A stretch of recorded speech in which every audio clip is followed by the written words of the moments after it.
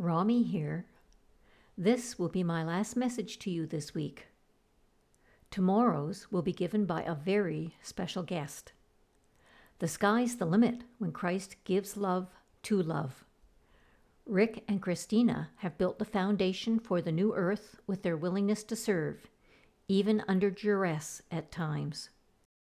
Now, all the Christ offices have the opportunity to help our movement away from fear toward unconditional love by simply being love, and if prompted or called to do so, responding with love, helping it to grow and flourish. You are each a son of light, blessing everyone and everything you encounter. There is not one person on this earth that you will reject, because Christ does not judge and condemn. It only blesses each one on their journey, however that needs to be and whatever that looks like to human eyes. All paths lead back to God in the end.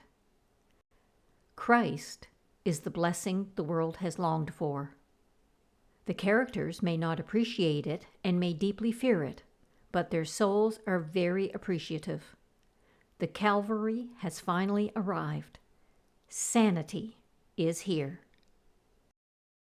With love, Rami.